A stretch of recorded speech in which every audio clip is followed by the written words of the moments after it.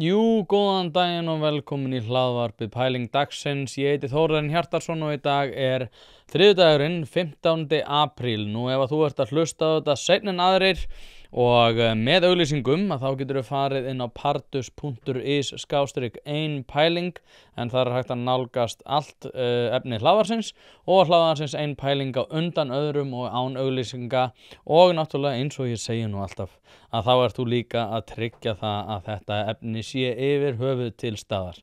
En hérna vindum okkur í þetta. Aðeins öðruvísi dagur í dag, ég átti að vera með 2 hlaðvörp en þau duttu bæði upp fyrir ég held að sé bara út af því að það eru núna páskar á næsta leiti. En ég ætlaði þess ekki að taka upp þátt í dag, þannig ég er aftur að fara á svona hundavaði yfir málefni líðandi stundar. En það var eitt sem að stakk í augun í dag en það var Guðmundur Ingi, menntamálaráðherra, sem að var með yfirlýsingu það hvernig skuli hagræða og bæta skólakerfið og hann segir sem sagt að nú sé það ósanngjarnt að meta nemendur út frá einkunnum og þetta stakk náttúrulega í augun og ég trúði nú ekki að hann væri að meina það sem að yfirskrift fréttarinnar var, eða það er að segja fyrirsögnin. En það er einfaldlega þannig, ég ætla bara að lesa þessu úr þessu. Nýr mennta- og barnamálaráðherra segir ekki réttlátt að aðeins sé horft til einkunna þegar nemendur eru valdir í framhaldsskóla. Hann ætlar að breyta lögunum og leggja áherslu á að skólar megi velja inn nemendur með síðri einkunnir fram yfir þá sem eru með betri einkunnir. Svo er eitthvað fjallað hagræðingu og niðurskurð og sameiningu og eitthvað þannig, ég ætla ekki að koma inn á það. En svo er aðeins neðar í fréttinni að þá er millifyrirsögn sem heitir jafnari tækifæri með því að horfa ekki á einkunnir. Guðmundur Ingi hefur lagt fram frumvarp breytingu á lögum framhaldsskóla. Með frumvarpinu eru lagðar til breytingar á innritun nemenda í framhaldsskóla eins og áður sagði. En meðal annars lagt til að skýra heimild skólana til að taka inn nemendur á öðrum forsendum en námsárangri til að stuðla að fjölbreytni í nemendahópnum. Í frumvarpinu segir að mikilvægt sé að jafna tækifæri nemenda í innritunarferlinu og að allir framhaldsskólar axli ábyrgð á fjölbreyttum nemendahópi. Svo er vitnaði hann. Það hefur verið lenska að horfa bara á einkunnir og ákveðnir skólar hafa bara valið nemendur út frá einkunnum sem getur ekki alltaf verið réttlátt. Við verðum að skoða þetta út frá miklu heildstæðari mynd. Það segir okkur ekkert í sjálfu sér þó að einhver sé með 10 í öllu að hann sé betri en sá sem er með 9 eða 8 og hann eigi að fá forgang. Svo að tala alls konar hæfileika. Við þurfum að skoða stöðu fólks, það er svo misjafnt hvernig fólk er statt eftir nám og segir Guðmundur Ingi. Fólk hefur allt aðra hæfileika, segir Heimir Már Pétursson. Af hverju er Heimir Már alltaf að grípa fram í fyrir ráðherrum?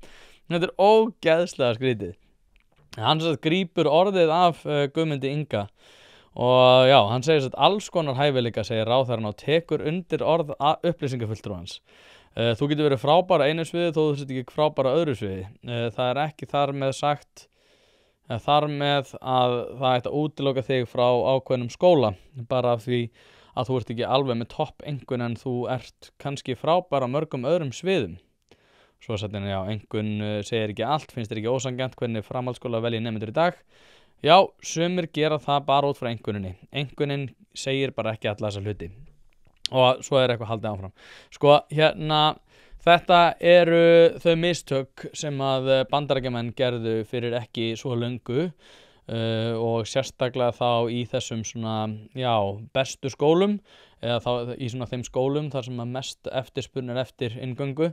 Þá erum við að tala Harvard, Brown, Yale, Stanford, Princeton og svo er einhverjir fleiri. En það sem hefur náttúrulega verið að gerast í Bandaríkjunum þetta fara og ég fjallaði þetta fyrir ekki svo löngu þar sem að það var dæmt ólöglegt að meta fólk eftir í rauninu öðru heldur en námsárangri og þá var það verið að sérstaklega að tala kynþátt, kyn og annað. Og þetta er dæmt ólöglegt en það er ástæðan fyrir því að þetta er dæmt ólöglegt er ekki bara það að þetta sé ósanngjarnt heldur er þetta líka ákveðið leiðarstef til glötunar og af einhverjum óskiljulegum ástæðum þá ætlum við að fara að gera sömu mistök og ég ég tók saman myndband, það myndband með Glenn Loury og John McWhorter þar sem að þeir eru að tala saman í Harvard og þessi fyrirlestur átti sér stað á meðan ég var á þessu svæði, það að segja í kringum Harvard svæði. Ég var í skóla sem heitir Lesley University en hann algjörlega á hliðin á Harvard þannig að það er 2 minna ganga eða eitthvað að labba milli og ég var alltaf að fara á fyrirlestra í Harvard á þessum tíma en reyndar misti ég því miður af þessum sem voru mikil mistök því að ég var mikið að fylgja Glenn Loury og John McWhorter á þessum tíma en eins og þeir sem hafa kannski fylgst með þeirra hlaðvarpi þá eru þeir náttúrulega orðnir mjög stórir í umræðum allskyns málefni í dag. Og mér langar að setja þessi áform Guðmundar Inga aðeins í samhengi við það sem að gerast núna í Bandaríkjunum því að þeir eru náttúrulega búnir bæði að taka skref í allt aðra átt samhliða því að dómstólar eru búin að meta það sem ólöglegt að vera að nota kynþátt og einhverjum svona fjölbreytileika forsendur fyrir því að velja fólk inn í nám. En eins og okkur tamt að þá einhvern veginn ættum við að fara að gera þetta saman. Ég ætla að byrja á því að spila myndband sem að sem sagt Glenn Loury að fjalla þessi mál. Þetta er 20 mínútna myndband. Þannig að ég ætla ekki að fara að spila það allt en mér langar að taka nokkra búta og fjalla það í samhengi við það sem að gerast hér á Íslandi. Og byrjum bara aðeins í þetta. Ég ætla að byrja að sýna ykkur þessa klippu. I want to say something provocative about affirmative action as my contribution to this convocation. Affirmative action is undignified and inconsistent in the long term with racial equality in the United States. That's what I believe, and that's a position that I'm going to try to defend briefly with this presentation. Affirmative action is undignified and inconsistent with inequality as a long-term practice, as an institutionalized practice, inconsistent with racial inequality in the United States. The first point I want to make is affirmative action is about elitism. It's not about egalitarianism. It doesn't apply unless you're selective. The only time you get into the business of affirmative action is when you've already committed yourself to a program of finding and selecting and distinguishing people who are especially good at something. You're rationing access to scarce positions at the top of an organizational pyramid.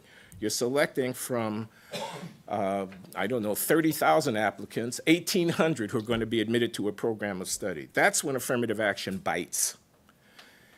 It's about elitism.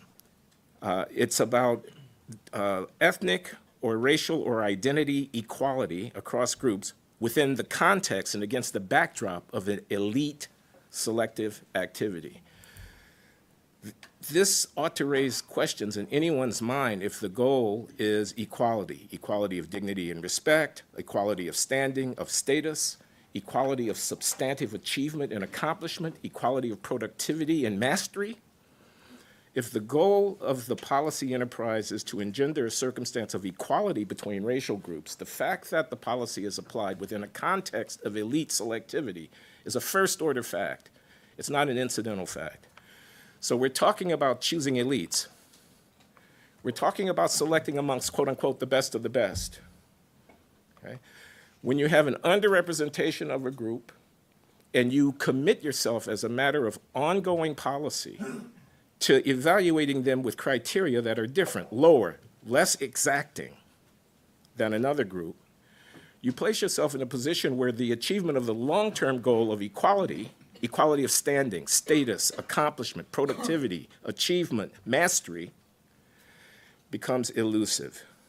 You can certainly get equality of representation. You can get titular equality, formal equality, superficial equality, okay?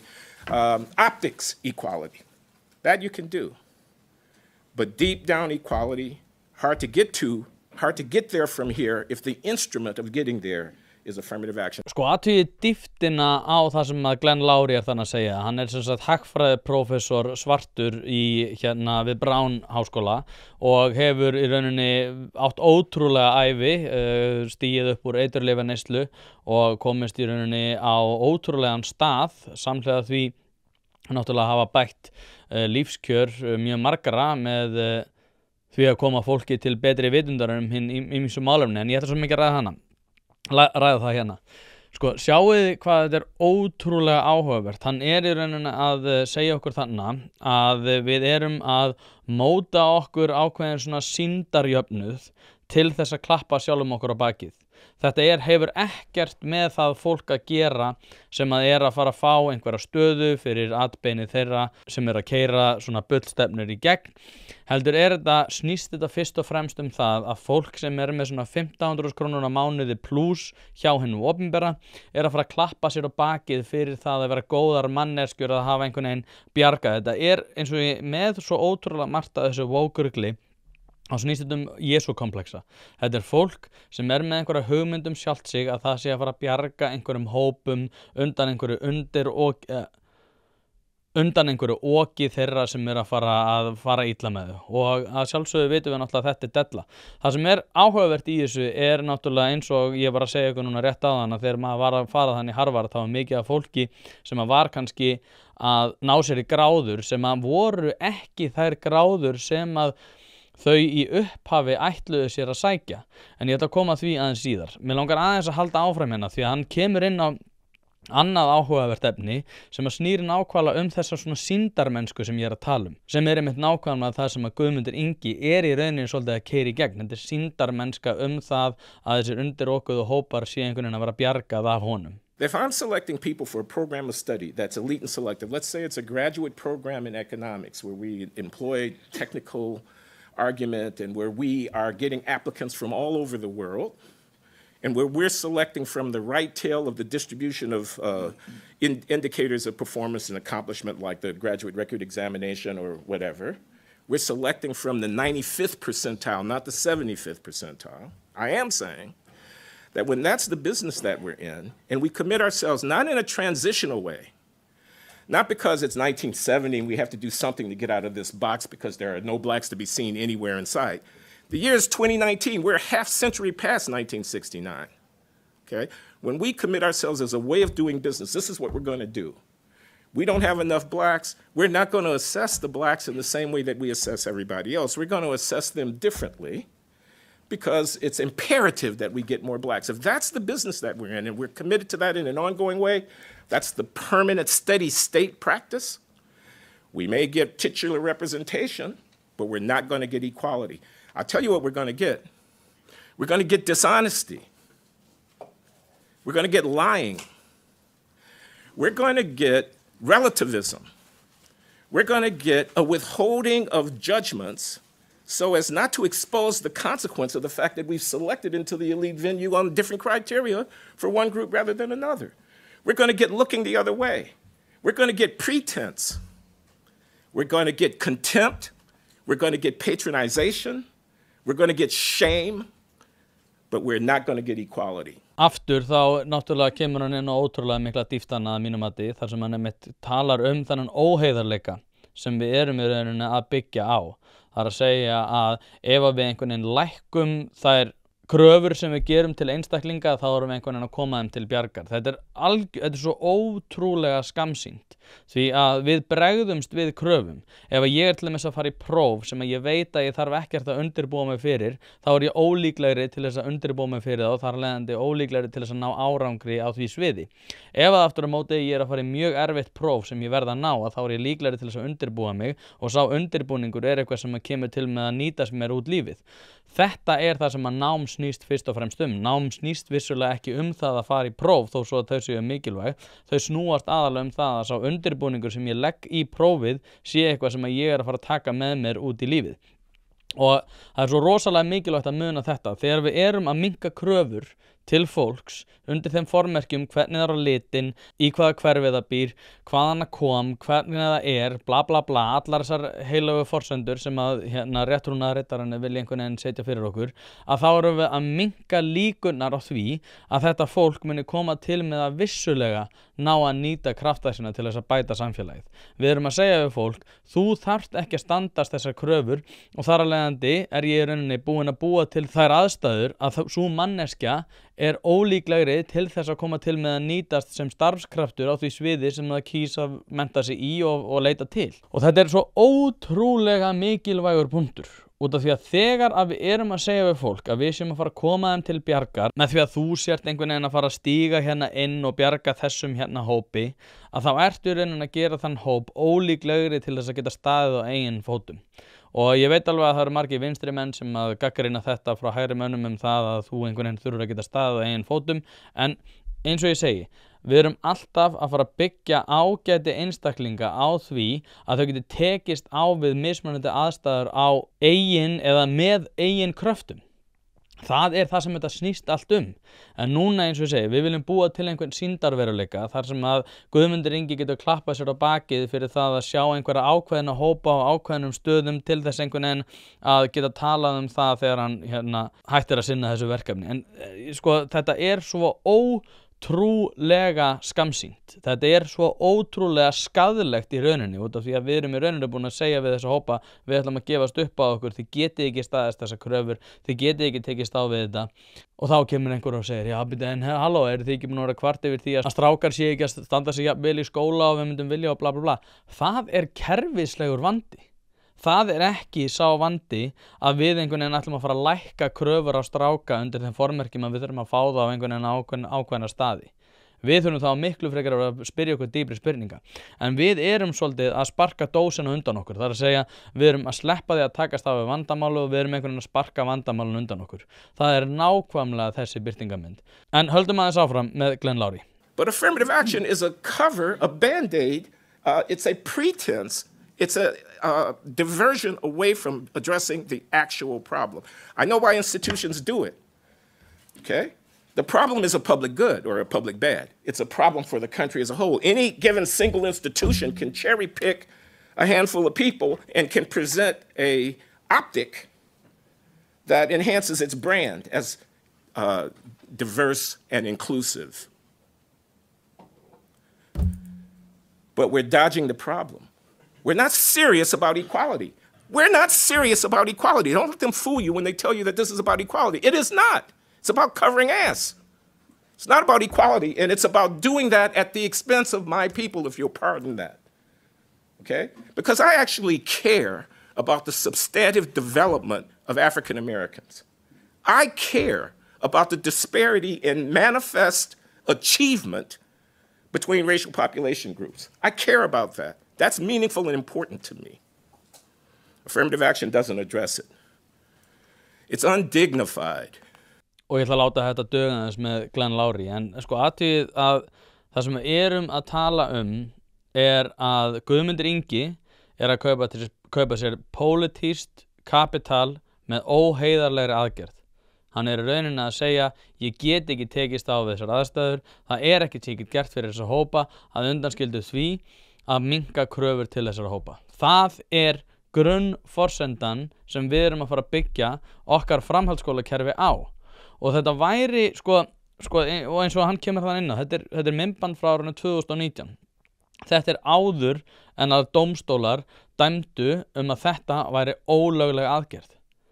En við erum einhvern veginn, og eins og ég segir, og svo ég segi það nú aftur, það er ótrúlegt að við ætlum sem samfélag að fara þessa leið líka.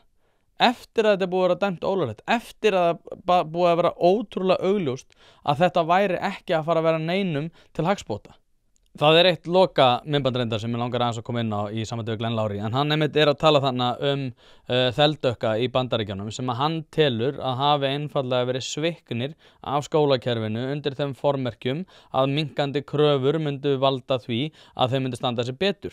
Augljóslega hefur það ekki gerst, en hann lýsir því frekar vel í þessu hérna myndbandi.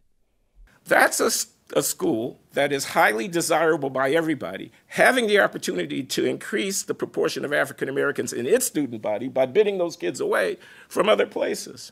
So they've got representation. But do they have performance? The answer, I'm sorry to have to report, is no.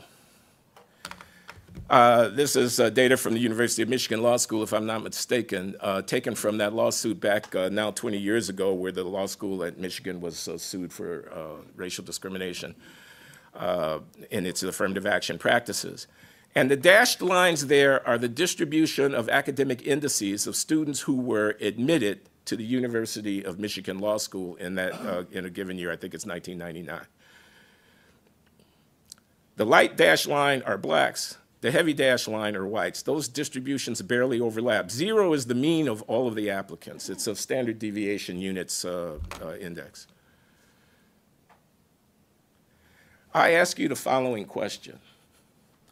Can it possibly be true that it doesn't matter after admission that students coming into the institution are presenting academic credentials in the bottom decile or 2 of the overall student body? Because the average black student, look at the peak of that light dashed line. That's the average admitted black student. He's way in the left tail of the distribution of the average admitted white student. Does it not matter? I don't believe for a minute that it doesn't matter.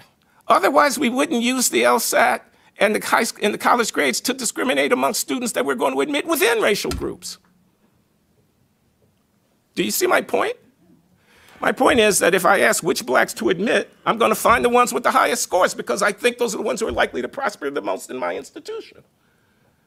But when it comes to comparing blacks to whites, and I'm admitting blacks, most of whose scores are below the score of the typical white admittee, I'm going to argue that there's going to be no consequential racial disparity in the performance of those students after they're admitted. I don't believe that for a minute. Nobody who teaches a technical subject believes for a minute that performance on the GREQ doesn't matter for how well kids are able to follow lectures when you're writing the equations on the blackboard. Nobody believes it because it's not true. We're patronizing because there are going to be consequences post-admission, and now we have to lie about that. We have to pretend that it doesn't exist. We have to grade inflate. We have to dumb down. We have to flatten because we don't want to expose the consequence of the use of differential standards for the admissions process in the first place. This is a disaster if the goal is equality. If the goal is presenting a front, it might just get by. But if the goal is dignity, a self-assured sense of mastery, a confidence of belonging, a knowing that one is actually elite as the designation is supposed to suggest, then this is a disaster. Og þetta náttúrulega að mínum mati mikilvægasti punkturinn, að þetta í eðlisínu ekki að hjálpa neinum og Caitlin Flanagan sem að hefur einmitt verið í admissions, ég man nú ekki alveg í hvaða skóla, hefur einmitt fjallað þetta, þar sem hún bendir á að þeir sem að hafa fengið forgang undir þeim formerkjum hvernig þeir eru litin eða hversu kyn eða hvernig minnihlutahópi bla bla bla, hafa einmitt ekki náð þeim árangri sem að við teljum okkur trúum að þau séu að gera.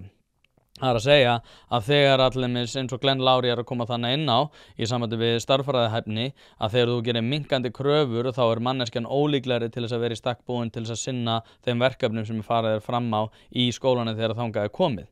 Og þetta hefur valdið því að mjög margir sem hafa allimis sótt í einhvers konar STEM-greinar eða aðrar greinar að þeir eru ólíklegri til þess að halda áfram innan þess sviðs og eru þá færðir yfir á eitthvað annað svið.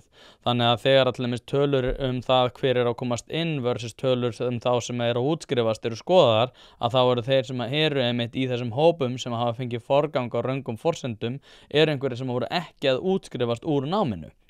Þannig að eins og Glenn Loury að koma inn á í þessum myndbandi að þá það sko tölulegu forsendunar sem að byggjast á því hvernig kerfi verður þegar að það verið að beita svona hræðilegum aðgerðum þá muntu fá verri niðurstöður fyrir þá hópa sem að þú telur þeirri trúum að þú sért að bjarga. En Guðmundur Ingi mun ekki þurfa að standa skil á því að svara fyrir það. Hann mun bara geta sagt nei, þetta, hann verður örugglega ekki til staðar út af því að það eftir 20-30 ár. Vandinn aftur á móti sá að við erum að ljúga að okkur ef við erum að telja okkur í trúum það að börn fái minni kröfur undir þeim formerki hvernig þeir eru á litin og það mun koma til með að bæta þeirra líðan og hagsmuni. Þetta della. Og svo ég nefni hann aftur, Caitlin Flanagan fer mjög vel yfir þetta þar sem hún bendir á. Ef að þú með mismunandi kröfur áður en að gengið til náms að þá munt þú ekki fá nemendur sem eru jafn vel í stakk búnir til þess að takast á við verkefni skólans. Og hvað erum við þá að fara að segja? Erum við að fara að segja þá að við ætlum að halda því áfram innan framhaldsskólans? Tökum þetta bara svona skref fyrir skref. Núna segjum við einhver klári gagnfræðaskóla með einhverja engun. Hann tilheyrir einhverju minnihlutahópi og þar af leiðandi fara hann forganginn í segjum Versló sem örugglega sá framhaldsskóli sem að svona, ég held að það sé ekki mest aðsókn í hann, samhliða MR.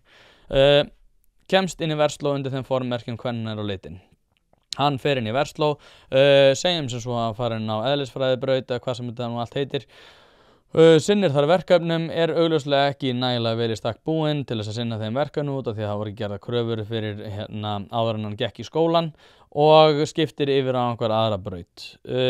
Sú braut svona liðlegri, þetta einhver kannski félagsvísindagrein, að svona liðlegri í því að aðstoða manneskjuna við að komast gegnum námið. Þetta þekkist vel í Bandaríkjunum. Vinur minn var að fara yfir próf í Lesley University sem ég var að tala áðan og þar var hann einfaldlega sagt að ef að manneskjan þeldökk að þá myndi hann koma til með að aðstoða manneskjuna þangað til hún myndi ná þessu, sem að þýddi einfaldlega það að hann myndi gefa nægilega góða einhvern óháð því hvort að einstaklingur myndi ná því. Þetta var bara útgefin policy þrátt fyrir það að vera ekki skrifin einstæðar. Og höldum okkur við þennan einstakling sem úr þessum minnihlutahóp. Þessi manneskja klárar námið á röngum forsendum, fær kannski afslátt allstaðar gegnum námið. Þessi manneskja líkleg til þess að vera góður starfskraftur í sínu umhverfi?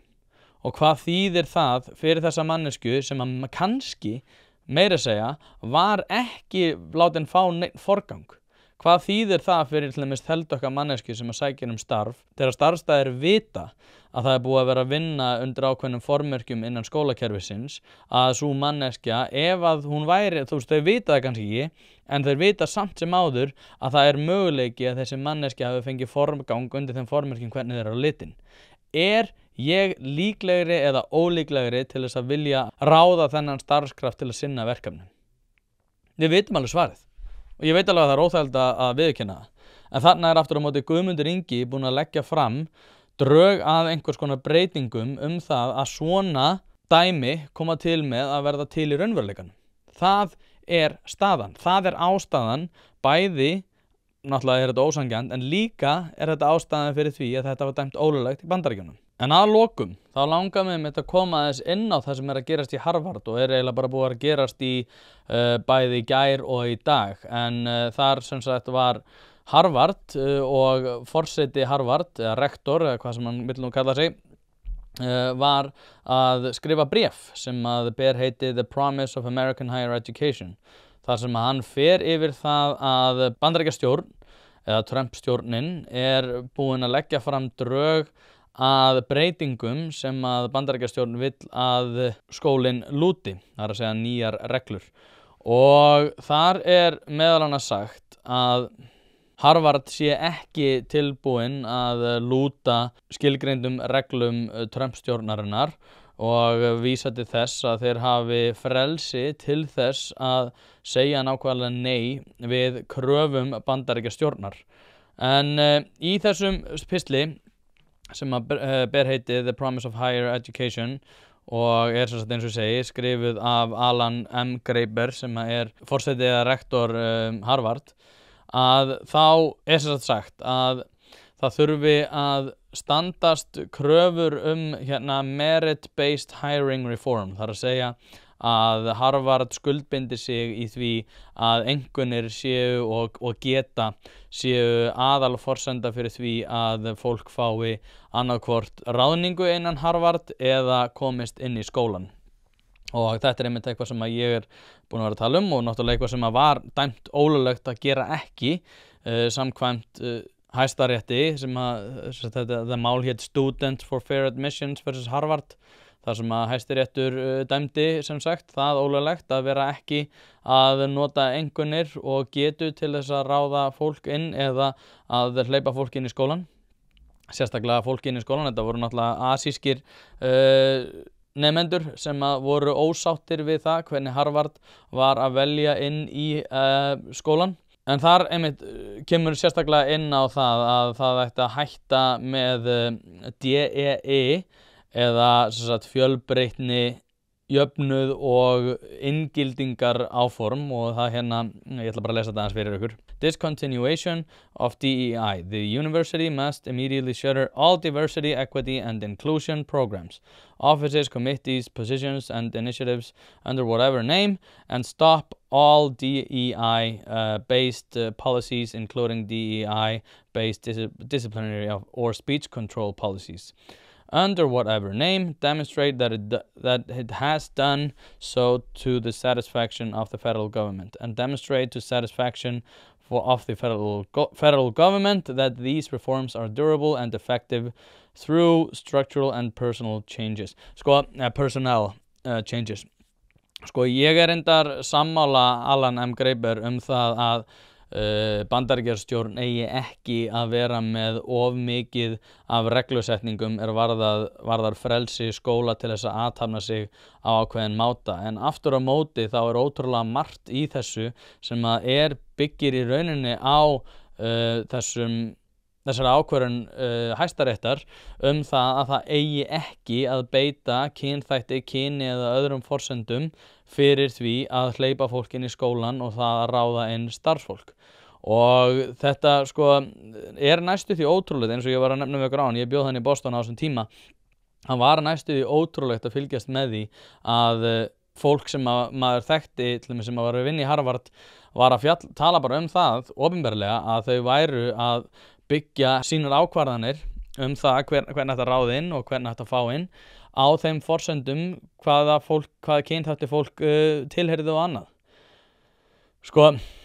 Og ég velti fyrir mér, og það var einn reyndar sem spurði að þessu núna á Twitter aðan, hvað Guðmundur Ingi að tala Hvað hann að tala þegar hann segir að einkunnir eigi ekki að vera forsenda þess af hverju fólk kemst inn? Og hefur hann gert sér í hugarlund hvað það þýðir að vera að gera mismunandi kröfur til mismunandi hópa það hvaða einkunnir þeir hópar þurfi að ná? Þetta er hlutur sem hefur gríðarlegar afleitar afleiðingar sem mun ekki koma í ljós strax. En að lokum ætla ég að nefna bara til gamans, því að það var náttúrulega, ég fjallaði þetta í þætti fyrir löngu síðan þegar þetta gerðist fyrst og mér þótti alveg ótrúlegt hvað var lítið fylgst með þessu hérna, en það var þegar að Harvard laut í lægra haldi gegn þessum stúdendum sem að töldu ráðningar og samþykktarferli í umsóknum hjá Harvard ferlið vera ósanngjarnt, að þá var annað mál sem að kom líka upp sem að byggði á gyðingaandúð sem hefur einnig mikið verið til umræðu núna síðastliðina mánuði, þar sem að mikil mótmæli hafa verið að eiga sér stað víðsvegar í Bandaríkjunum og meðal annars á háskólasvæðum sem að kristallaðist að einhverju leyti í ótrúlegri atburðarás þar sem að Claudine Gay og Liz McGill og fleiri reyndar sögðu af sér rektorsembætti eftir að hafa gert sig ákveðnum fíflum fyrir framan þingið þegar þær komu þarna fram, og ég ætla að spila aðeins þetta myndband og svo ræðum við það aðeins. Ms. McGill, at Penn, does calling for the genocide of Jews violate Penn's rules or code of conduct? Yes or no? If the speech turns into conduct, it can be harassment, yes. I am asking, specifically calling for the genocide of Jews, does that constitute bullying or harassment? If it is directed and severe or pervasive, it is harassment. So the answer is yes. It is a context-dependent decision, Congresswoman. It's a context-dependent decision. That's your testimony today. Calling for the genocide of Jews is depending upon the context. That is not bullying or harassment. This is the easiest question to answer yes, Ms. McGill. So is your testimony that you will not answer yes? If it if the yes speech or becomes no? If the speech becomes conduct, it can be harassment, yes. Conduct meaning committing the act of genocide? The speech is not harassment? This is unacceptable, Ms. McGill. I'm going to give you one more opportunity for the world to see your answer. Does calling for the genocide of Jews violate Penn's code of conduct when it comes to bullying and harassment? Yes or no? It can be harassment. The answer is yes. And Dr. Gay, at Harvard, does calling for the genocide of Jews violate Harvard's rules of bullying and harassment, yes or no? It can be, depending on the context. What's the context? Targeted as an individual, targeted at an individual. It's targeted at Jewish students, Jewish individuals. Do you understand your testimony is dehumanizing them? Do you understand that dehumanization is part of anti-Semitism? I will ask you one more time. Does calling for the genocide of Jews violate Harvard's rules of bullying and harassment, yes or no? Anti-Semitic rhetoric when it And is it anti-Semitic rhetoric? Anti-Semitic rhetoric when it crosses into conduct that amounts to bullying, harassment, intimidation, that is actionable conduct, and we do take action. So the answer is yes, that calling for the genocide of Jews violates Harvard Code of Conduct, correct? Again, it depends on the context. It does not depend on the context. The answer is yes, and this is why you should resign. These are unacceptable answers across the board. Sko, ég veit, ég hef hérna rætt þetta áður og ég veit að það er hluti að þessari svona dauða vóksins og allt þetta. En mér langaði bara að sýna þetta aftur til þess að sko benda á líka að þessar hugmyndir það að búa til mismunandi forsendur og mismunandi einkunnagjafir og mismunandi kröfur til mismunandi hópa sko svolítið fastmótað í þessari hugmyndafræði sem við erum að sjá þarna. Það sem að þessar tvær konur sem að mitt sko Claudine Gay náttúrulega ég held að hafi sko líka komið í ljós að hún hafi byggt sinn feril og sinn doktorsferil sérstaklega á ritstjöldri. En þannig kemur einmitt í ljós sko að þetta vanalega og sérstaklega Claudine Gay sem hefur verið að berjast í einhverjum svona einkennilegum fræðum þar sem að allir eru rassistar og eitthvað hannig. Að þarna sko, til dæmis ef einhver hefði spurt þarna sko, en ef það eru múslimar, ef þú kallar fyrir því að þetta útrýma öllum múslimum, væri það þá orðið vont? Sko, þá myndi það náttúrulega sjálfsögðu vera eitthvað sem maður mætti alls ekki segja og alls ekki gera og auðvitað á maður ekki að segja það heldur. En sko það er svo fyndið að þegar maður alltaf tala við fólk sem allir hefur verið að berjast gegn tjáningafrelsi og tala það að sé hatursorðræða að fyrir ekki svo löngu þá var alltaf talað gyðingaandúð í því samhengi.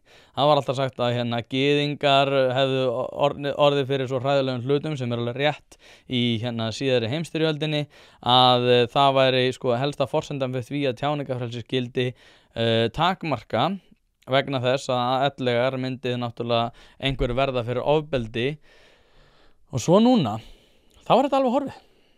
Allir sem eru að tala hatursorðræðu og tala það að það mægi ekki tala á ákveðin máta alveg hætt að nota gyðingadæmið. Mér finnst það sérstakt sko. Ég ætla bara að vera alveg hreinskilinn og það er ótrúlega fyndið eins og þarna þar sem að náttúrulega er hræðilegt stríð í gangi á Gaza og ég held ekki með neinum þar. En aftur á móti þá hefur vinstrið gert sér svolítið ógildandi í því að breyta sínum prinsipum eftir hentisemi.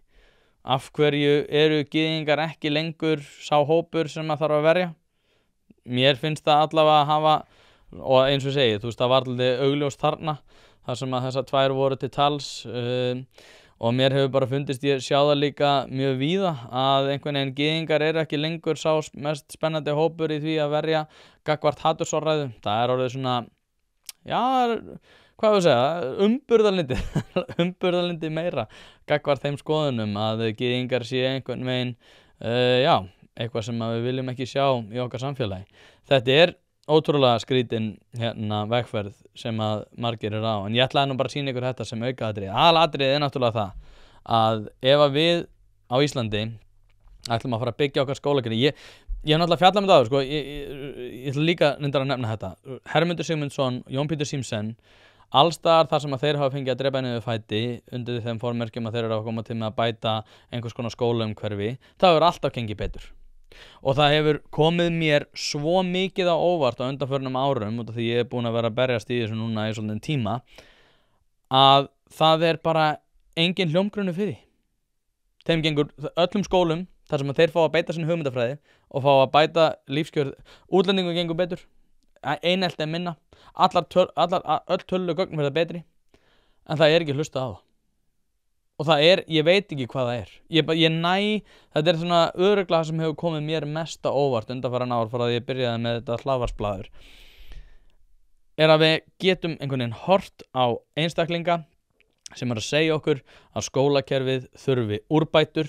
Allstaðar þar sem þeir fá að bæta skólakerfi verður skólakerfi betra, en við fáum með það ekki til þess að virka annars staðar. Eða þú veist, það er allavega það sem það er sagt. Það er bara neini, það er bara svona ólíki skólar og eitthvað þannig. Þetta er með ólíkindum. Og eins og segi, ég held nú að við varum kannski að fara að taka skref fram á við, en kannski er það bara ekki the opportunity sem við erum að leitast eftir. Og því ætla ég bara að ljúka þessu og segja I am very good night.